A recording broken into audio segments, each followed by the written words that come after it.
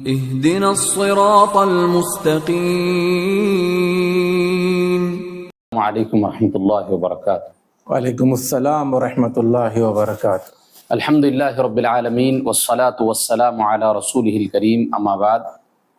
الحمدللہ کئی مجلسوں میں ہم نے حج سے متعلق مختلف موضوعات پر بات چیت کی ہے۔ شیخ آج کی مجلس میں اس بات کو واضح کریں کہ حج کے ادا ہونے کے لیے کیا کچھ شرائط ہیں، ان شرائط کے پر روشنی ڈالیں۔ بسم اللہ الرحمن الرحیم، الحمدللہ رب العالمین والصلاة والسلام علی رسولہ الکریم، اما بعد۔ یہاں پر میں اس کی وضاحت کر دوں۔ ایک ہوتا ہے حج کا صحیح ہونا جی، اور ایک ہوتا ہے حج کا ادا ہونا۔ حج صحیح ہو سکتا ہے، ادا نہیں ہو سکتا، اچھا، یا پھر حج صحیح بھی نہیں ہے، ادا بھی نہیں۔ تو اس کو تھوڑا ہم سمجھتے ہیں۔ اس کے جو شرائط ہیں، نمبر 1 اسلام۔ جو بندہ حج کو جا رہا ہے اس کا مسلمان ہونا ضروری ہے۔ اگر ایک کافر حج کرتا ہے، نہ حج صحیح ہوگا نہ حج ادا ہوگا۔ صحیح جی۔ کیا مطلب؟ مان لیجئے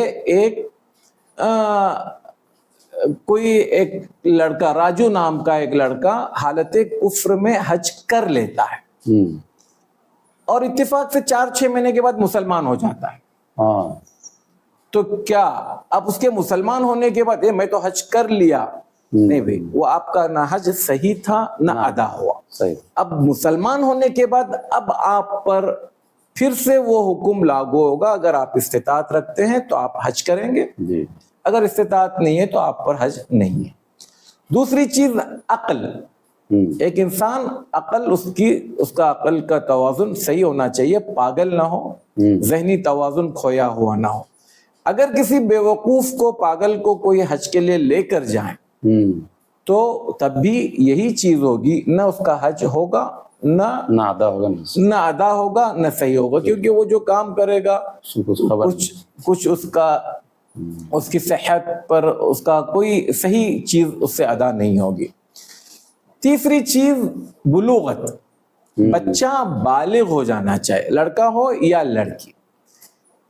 اب بالغ ہونے کا مطلب یہ، اگر ایک غیر بالغ بچہ حج کرے اور ٹھیک کرے تو حج تو صحیح ہوا، اس کا ادا نہیں، اس کو اجر بھی ملے گا، اس کو بھی اجر ملے گا، اس کے ماں باپ کو بھی اجر ملے گا، لیکن وہ حج ادا نہیں ہوگا۔ اگر بچہ بالغ ہونے کے بعد صاحب استطاعت بن جائے تو وہ یہ نہیں کہے گا کہ نہیں میں تو حج کر چکا ہوں۔ نہیں، آپ کا وہ حج ٹھیک ہے، آپ کے نام اعمال میں محفوظ ہے، آپ نے صحیح کیا تھا اور تمام ارکان واجبات ادا کیے تھے۔ اب جب بلوغت کے بعد آپ پر جو حج ہے وہ باقی ہے۔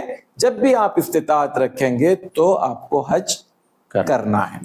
اسی طرح سے آزادی، بندہ آزاد ہو۔ اب تو یہ سسٹم ہے ہی نہیں غلامی کا، لیکن اگر کوئی غلام حج کر لے تو غلام کا حج صحیح ہے، اگر وہ صحیح طور پر حج ادا کرا، لیکن اس کے آزاد ہونے کے بعد دوبارہ صاحب استطاعت ہوگا، تب اس کو دوبارہ حج کرنا ہوگا۔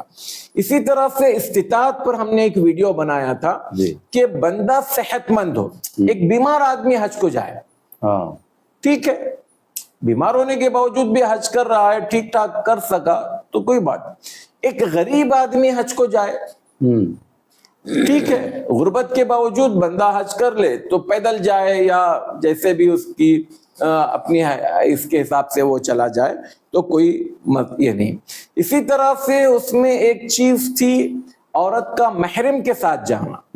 اگر عورت محرم کے بغیر جائے تو حج تو ہو جائے گا اہل علم کے اقوال کے مطابق، لیکن وہ عورت جو ہے گنہگار شمار ہوگی۔ اسی طرح سے حج کی ادائیگی میں بنیادی طور پر یہ چیز استطاعت کی جب ہم بات کرتے ہیں تو بندہ پیچھے والوں کو جو کچھ چیزیں اس کے ضروریات کی ہے وہ چھوڑے بغیر اگر چلا جائے اور اس کے بعد گھر والے مان لیجئے کسی کے سامنے ہاتھ پھیلانا پڑ رہا ہے، کسی کے ساتھ تو اس کا حج تو ہو جائے گا، لیکن اس نے اپنوں کے تحت جو زیادتی کی ہے اس کا گناہ اس کے سر ہوگا۔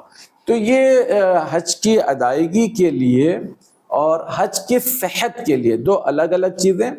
کچھ جگہوں پر حج ادا ہو رہا ہے، صحیح نہیں ہے، صحیح ہو رہا ہے، ادا نہیں ہو رہا ہے، جی، اور کچھ جگہوں پر نہ صحیح ہو رہا ہے نہ ادا ہو رہا ہے۔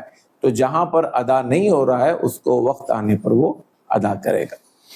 جزاک اللہ خیر، بارک اللہ فیکم، السلام علیکم ورحمۃ کہ صراط مستقیم کا جو چینل ہے ماشاءاللہ معتبر ہے، میں نے بھی اس کی کئی کلپ سنی، بہت دلائل دیتے ہیں، بہت تفصیل کے ساتھ مسئلے کی وضاحت کرتے ہیں، اس لیے مجھے یہ چینل پسند آیا۔ میں آپ سے بھی ریکمنڈ کروں گا، سفارش کروں گا کہ آپ بھی اس چینل سے فائدہ اٹھائیے۔ اللہ تعالیٰ آپ کو جزائے خیر دے۔